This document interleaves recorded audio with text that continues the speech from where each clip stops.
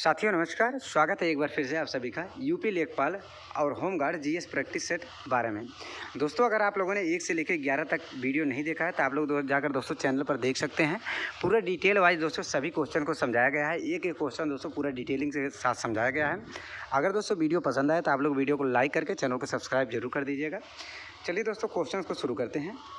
और हाँ दोस्तों, यूपी लेखपाल का आप लोगों को परीक्षा तिथि पता ही है 21 मई से शुरू होने वाला है। तो दोस्तों इसलिए अपनी तैयारी दोस्तों पूरे अच्छे तरीके से करिएगा और दोस्तों इस वीडियो को पूरा भी देख लीजिएगा। चलिए दोस्तों क्वेश्चन को शुरू करते हैं। पहला क्वेश्चन है, निम्नलिखित में से कौन सा समुद्रगुप्त के शासनकाल का सबसे महत्वपूर्ण स्रोत है।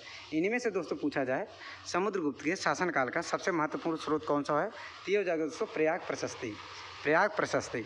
अच्छा दोस्तों, प्रयाग प्रशस्ति के लेखक कौन है, इसके लेखक या फिर दोस्तों रचनाकार कौन है। इसके लेखक की बात किया जाए तो ये हो जाएगा दोस्तों हरिसेन। याद रखिएगा दोस्तों हरिसेन। हरिसेन इसके लेखक हो जाएंगे। हरिसेन दोस्तों किसके दरबारी कवि थे तो दरबारी कवि की बात करें, दरबारी कवि की बात करें तो ये हो जाएंगे दोस्तों समुद्रगुप्त के। समुद्रगुप्त के दरबारी कवि हुआ करते थे। याद रखिएगा समुद्रगुप्त के दरबारी कवि हुआ करते थे। तो इसका आंसर हो जाएगा दोस्तों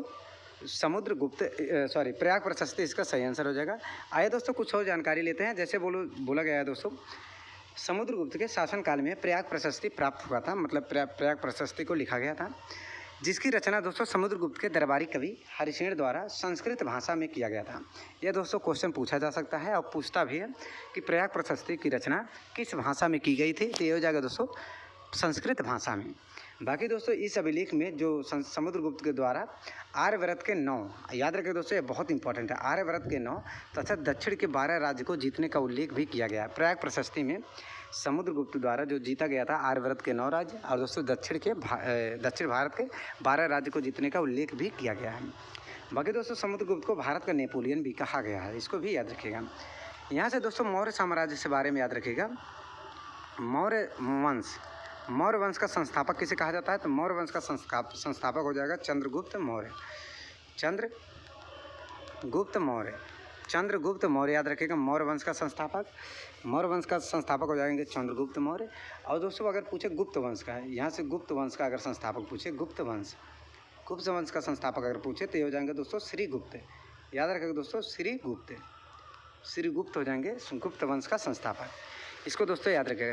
समुद्रगुप्त के संस्थापक हो जाएंगे चंद्रगुप्त मौर्य, गुप्त वंश के संस्थापक हो जाएंगे दोस्तों श्रीगुप्त। इसको दोस्तों याद रखिएगा। बाकी दोस्तों अगले क्वेश्चन पे चलते हैं। अगला क्वेश्चन दोस्तों ये रहा, चलिएगा। क्वेश्चन है दोस्तों 1556 ईस्वी में पानीपत का द्वितीय युद्ध किनके मध्य लड़ा गया। 1556 ईस्वी में पानीपत का द्वितीय युद्ध किनके मध्य लड़ा गया। दोस्तों याद रखिएगा पानीपत का द्वितीय युद्ध कब होता है 1556 ईस्वी में। पानीपत का दोस्तों टोटल कितने युद्ध हुए थे तो टोटल 3 युद्ध हुए थे। पानीपत पर टोटल 3 युद्ध हुए थे। प्रथम युद्ध याद रखिएगा, प्रथम युद्ध, द्वितीय युद्ध और दोस्तों तृतीय युद्ध। तो प्रथम युद्ध कब होता है तो प्रथम युद्ध होता है 1526 ईस्वी में, द्वितीय युद्ध होता है दोस्तों 1556 ईस्वी में और तृतीय युद्ध होता है दोस्तों 1761 ईस्वी में, 1761 ईस्वी में तृतीय युद्ध होता है। अगर अब यहाँ से पूछता है दोस्तों प्रथम युद्ध दोस्तों किसके बीच लड़ा गया था। द्वितीय युद्ध जो हुआ था पानीपत का वह किसके बीच लड़ा गया था। पानीपत का तृतीय युद्ध जो हुआ था वह किसके बीच में लड़ा गया था। चलिए दोस्तों उसके बारे में पूर्व से बात करते हैं। इससे पहले दोस्तों आप लोग याद रखिएगा तराइन का युद्ध अलग होता है। तराइन का युद्ध याद रखिएगा दोस्तों। तराइन में टोटल 2 युद्ध हुए थे। प्रथम युद्ध हुआ था दोस्तों 1191 ईस्वी में प्रथम युद्ध हुआ था। द्वितीय युद्ध हुआ था दोस्तों 1192 ईस्वी में। 1192 ईस्वी में द्वितीय युद्ध हुआ था। और दोस्तों प्रथम युद्ध तराइन के प्रथम युद्ध में पृथ्वीराज चौहान विजेता होते हैं और द्वितीय युद्ध में पृथ्वीराज चौहान दोस्तों हार जाते हैं। अब दोस्तों पृथ्वीराज चौहान के अपोजिट में कौन था यह दोस्तों आप लोग कमेंट बॉक्स में जरूर बताइएगा। तराइन का प्रथम युद्ध और द्वितीय युद्ध 2 योद्धाओं के बीच में होता है। एक होते हैं दोस्तों पृथ्वीराज चौहान और दूसरे कौन होते हैं इसको दोस्तों आप लोग दोस्तों दूसरे कौन थे मुगल ही थे। दूसरे दोस्तों मुगल ही थे दोस्तों। इसको जो आप लोग कमेंट बॉक्स में ज़रूर बताइएगा। बाकी दोस्तों आइए जान लेते हैं पानीपत का प्रथम युद्ध, द्वितीय युद्ध और तृतीय युद्ध के बारे में। चलिएगा जैसे बोला गया दोस्तों, बोला गया पानीपत का प्रथम युद्ध 1526 ईस्वी में हुआ और किसके बीच में हुआ? बाबर और इब्राहिम लोदी के बीच हुआ। पानीपत का द्वितीय युद्ध किसके बीच हुआ दोस्तों? 1556 ईस्वी में अकबर और हेमू के मध्य हुआ। पानीपत का तृतीय युद्ध होता है दोस्तों 1761 ईस्वी में मराठाओं और दोस्तों अहमद शाह अब्दाली के मध्य। इस पर दोस्तों एक मूवी भी बनी है, पानीपत के तृतीय युद्ध के बारे में एक मूवी भी बनी है, आप लोगों को पता ही होगा। तो प्रथम युद्ध, द्वितीय युद्ध और दोस्तों तृतीय युद्ध याद रखिएगा। पानीपत का टोटल 3 युद्ध हुआ है। और दोस्तों युद्ध तो कई प्रकार के हुए हैं। युद्ध दोस्तों प्राचीन काल से लेकर और मध्य इतिहास, अगर मध्यकालीन इतिहास की बात करें दोस्तों, प्राचीन काल से लेकर जैसे समुद्रगुप्त हुए, सिकंदर हुए, उन सभी से लेकर दोस्तों मुगल काल तक जितने भी युद्ध हुए हैं, अगर आप लोग कमेंट बॉक्स में कहते हैं तो आप लोग कमेंट बॉक्स में, अगर आप लोग युद्ध के बारे में अगर जानना चाहते हैं तो आप लोग दोस्तों कमेंट बॉक्स में ज़रूर बताइएगा, कमेंट जरूर करिएगा दोस्तों। तो आप लोगों को दोस्तों केवल एक वीडियो में पूरा युद्ध के बारे में पूरा डिटेल वाइज किसके मध्य हुआ है, कब हुआ है, सभी को दोस्तों पूर्ण रूप से करा दिया जाएगा। जैसे चौसा का युद्ध कब हुआ है, विलग्राम का युद्ध हुआ, कन्नौज का युद्ध कब हुआ है, कितनी क्रांतियाँ हुई हैं, उन सभी के बारे में पूर्ण रूप से डिटेल में करवा दिया जाएगा। अगर आप लोग कमेंट बॉक्स में कहते हैं तब करवा दिया जाएगा। बाकी दोस्तों आगे बढ़ते हैं अगले क्वेश्चन पर। अगला क्वेश्चन दोस्तों ये रहा, जैसे 86वें संविधान संशोधन अधिनियम 2002 के द्वारा कौन सा मौलिक अधिकार विशेष रूप से बच्चों के लिए पेश किया गया? 86वें संविधान संशोधन अधिनियम 2002 के द्वारा कौन सा मौलिक अधिकार विशेष रूप से बच्चों के लिए पेश किया गया? तो 86वां संविधान संशोधन कब होता है दोस्तों? 86वां संविधान संशोधन होता है 2002 ईस्वी में। इसमें दोस्तों मौलिक अधिकार जोड़ा गया, मौलिक अधिकार। अब मौलिक अधिकार को दोस्तों किस में जोड़ा गया, यह दोस्तों याद रखिएगा अनुच्छेद 21A में। यह जो दोस्तों है मौलिक अधिकार जो विशेष रूप से बच्चों के लिए है, यह किस में जोड़ा गया? अनुच्छेद 21A में। और अनुच्छेद 21A में क्या है दोस्तों? बच्चों के लिए निःशुल्क और दोस्तों अनिवार्य शिक्षा का अधिकार। 6 से लेकर 14 वर्ष तक के बच्चों को निःशुल्क और दोस्तों अनिवार्य शिक्षा का अधिकार दिया गया है अनुच्छेद 21A के अनुसार। अनुच्छेद 21A के अनुसार ऑप्शन नंबर सी इसका सही आंसर हो जाएगा, अनुच्छेद 21 के अनुसार। इसको दोस्तों याद रखिएगा, 86वें संविधान संशोधन अधिनियम 2002 के द्वारा जोड़ा गया 6 से लेकर 14 वर्ष तक के बच्चों को निःशुल्क शिक्षा प्रावधान करना। और यह दोस्तों किस अनुच्छेद में जोड़ा गया? अनुच्छेद 21A में जोड़ा गया। यह भी दोस्तों याद रखिएगा, बहुत इंपॉर्टेंट है। अनुच्छेद 21A 6 से लेकर 14 वर्ष तक के आयु तक के बच्चों को निःशुल्क शिक्षा प्रदान करना।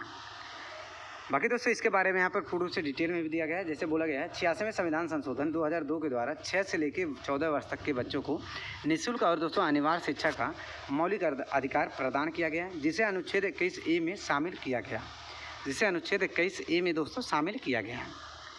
चलिए दोस्तों आगे बढ़ते हैं अगले क्वेश्चन पर। अगला क्वेश्चन दोस्तों ये रहा, उपनिषद शब्द का शाब्दिक अर्थ क्या होता है? उपनिषद का दोस्तों शाब्दिक अर्थ क्या होता है? इससे पहले दोस्तों याद रखिएगा दोस्तों वेद दोस्तों कितने प्रकार के होते हैं? तो वेद दोस्तों टोटल 4 प्रकार के होते हैं। और दोस्तों चारों वेद कौन कौन से होते हैं? एक होता है दोस्तों ऋग्वेद, याद रखिए दोस्तों ऋग्वेद। एक होता है दोस्तों यजुर्वेद, और एक होता है दोस्तों सामवेद। एक होता है दोस्तों अथर्ववेद, एक होता है दोस्तों अथर्ववेद। ये दोस्तों याद रखिएगा, वेद कितने प्रकार के होते हैं? वेद दोस्तों 4 प्रकार के होते हैं, ऋग्वेद, यजुर्वेद, सामवेद और दोस्तों अथर्ववेद। और दोस्तों यहाँ से क्वेश्चन पूछता है जादू टोना या फिर दोस्तों तंत्र मंत्र, जादू टोना या फिर दोस्तों या तंत्र मंत्र से संबंधित वेद कौन सा है? जादू टोना या फिर दोस्तों तंत्र मंत्र से संबंधित वेद कौन सा है? तो ये हो जाएगा दोस्तों, कौन सा हो जाएगा? इसको याद रखेगा, यह हो जाएगा दोस्तों यजुर्वेद। याद रखेगा दोस्तों यजुर्वेद हो जाएगा। जादू टोना या फिर दोस्तों तंत्र मंत्र से संबंधित वेद हो जाएगा यजुर्वेद। अगर दोस्तों संगीत, ये दोस्तों सभी का सभी नोट कर लीजिएगा, बहुत इंपॉर्टेंट। संगीत से दोस्तों संबंधित कौन सा वेद है? संगीत से संबंधित हो जाएगा दोस्तों सामवेद। संगीत से संबंधित हो जाएगा सामवेद, याद रखिएगा। सामवेद में दोस्तों टोटल संगीत के बारे में वर्णन किया गया है। बाकी दोस्तों जो हमारे पौराणिक मंत्र होते हैं या तंत्र मंत्र वाला मंत्र है, जो पौराणिक मंत्र होते हैं, जैसे दोस्तों किसी देवता के बारे में मंत्र हो गया, पौराणिक मंत्र से संबंधित हो जाएगा दोस्तों ये अथर्ववेद, याद रखिएगा अथर्ववेद। तो दोस्तों इस क्वेश्चन में अगर बात किया जाए तो उपनिषद शब्द का शाब्दिक अर्थ क्या होता है? तो उपनिषद शब्द का हो जाएगा ऋषि या फिर किसी के समीप बैठना, ऋषि या फिर दोस्तों किसी के समीप बैठना। इसका मतलब क्या है दोस्तों? उपनिषद का मतलब क्या होता है?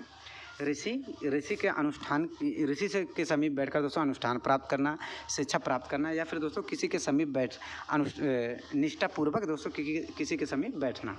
ऑप्शन नंबर ए इसका सही आंसर हो जाएगा। यहाँ से क्वेश्चन पूछता है दोस्तों, उपनिषद शब्द का उद्गम किस भाषा से हुआ है? उपनिषद शब्द का उद्गम मतलब यह दोस्तों किस भाषा से निकाला गया है? तो यह हो जाएगा दोस्तों संस्कृत भाषा से। उपनिषद दोस्तों संस्कृत भाषा का एक शब्द है, इसको भी याद रखिएगा। चलिए दोस्तों इसके बारे में पूर्ण रूप से जानकारी लेते हैं। देखिएगा, बोला गया है उपनिषद शब्द का शाब्दिक अर्थ गुरु के समीप निष्ठापूर्वक बैठना है। गुरु के समीप निष्ठापूर्वक बैठना या फिर दोस्तों किसी के पास बैठना। गुरु के समीप निष्ठापूर्वक बैठना या फिर दोस्तों किसी के समीप बैठना, यह दोस्तों संस्कृत के 3 शब्दों से मिलकर बना है। एक होता है उप, उप का मतलब दोस्तों समीप या फिर पास होता है। नी का मतलब जैसे उपनिषद होता है, उप नी और सद, उपनिषद। उप का मतलब हो गया दोस्तों समीप या फिर दोस्तों पास। नी का मतलब हो दोस्तों श्रद्धापूर्वक या फिर निष्ठा के साथ। और सद का मतलब क्या हो गया दोस्तों? बैठना। तो हो जाएगा दोस्तों किसी के समीप बैठना या फिर निष्ठापूर्वक बैठना, यह हो जाएगा उपनिषद शब्द का मतलब। आगे बढ़ते हैं दोस्तों अगले क्वेश्चन पर। अगला क्वेश्चन ये रहा, बोला गया है सतपुड़ा पर्वतमाला का उच्चतम बिंदु निम्नलिखित में से कौन सा है? सतपुड़ा पर्वतमाला का उच्चतम बिंदु कौन सा है? उच्चतम बिंदु हो जाएगा दोस्तों, यहाँ पर हो जाएगा उच्चतम बिंदु।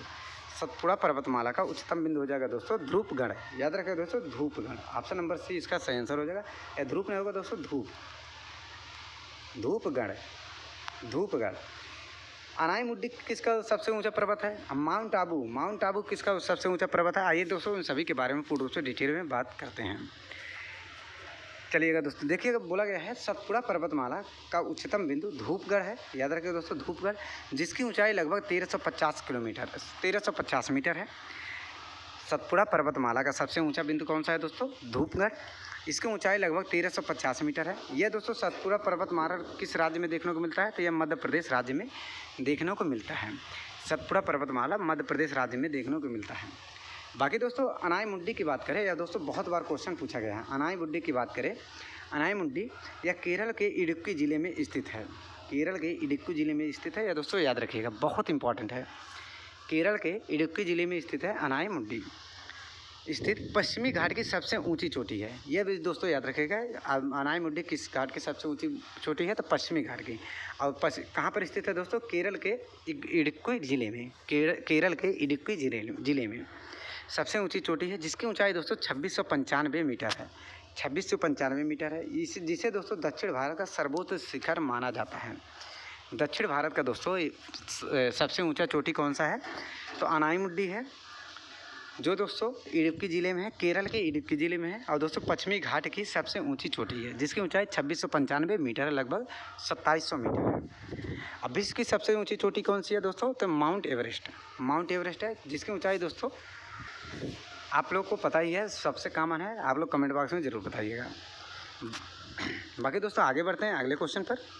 अगला क्वेश्चन दोस्तों ये रहा, मौर्यकालीन भारत के विवरण वाली इंडिका के लेखक कौन है? सिंपली पूछा गया दोस्तों, जो मौर्यकालीन मतलब मौर्य साम्राज्य के वंश लिखा गया है इंडिका पुस्तक के लेखक कौन है? पूछा गया है इंडिका पुस्तक के लेखक कौन है? तो इंडिका पुस्तक के लेखक हो जाएंगे दोस्तों मेगस्थनीज। याद रखेगा ऑप्शन नंबर ए इसका सही आंसर हो जाएगा, मेगस्थनीज।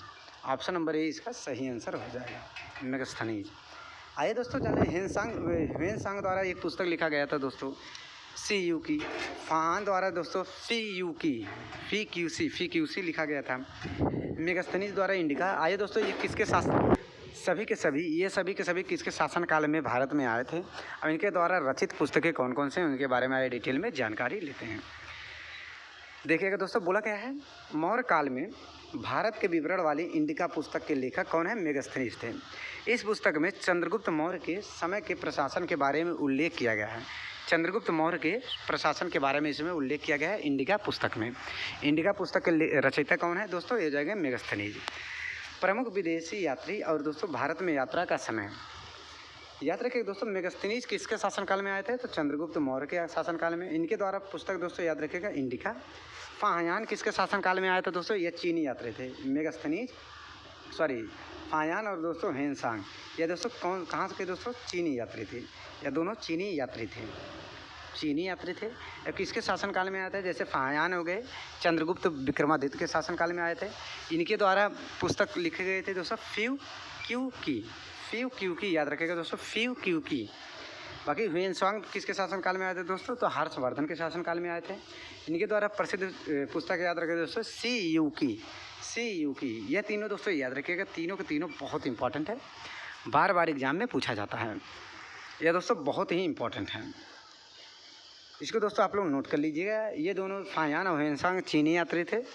चंद्रगुप्त मौर्य विक्रमादित्य के शासनकाल में, चंद्रगुप्त मौर्य के शासनकाल में आए थे और हर्षवर्धन के शासनकाल में आए थे। बाकी आगे बढ़ते हैं दोस्तों अगले क्वेश्चन पर।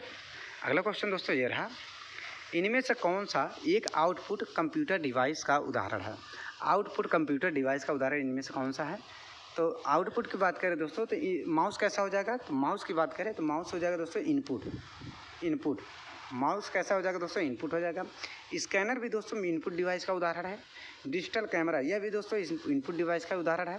इसका आंसर हो जाएगा दोस्तों स्पीकर क्या है दोस्तों? Output device. याद रखिएगा दोस्तों आउटपुट डिवाइस का उदाहरण हो जाएगा दोस्तों स्पीकर। ऑप्शन नंबर डी इसका सही आंसर हो जाएगा, आउटपुट डिवाइस। तो दोस्तों बस आज के लिए इतना ही। उम्मीद करता हूँ दोस्तों वीडियो पसंद आया हो। वीडियो पसंद आए दोस्तों चैनल को सब्सक्राइब कीजिएगा, वीडियो को लाइक ज़रूर करिएगा। मिलते हैं दोस्तों एक नए वीडियो के साथ, तब तक के लिए धन्यवाद।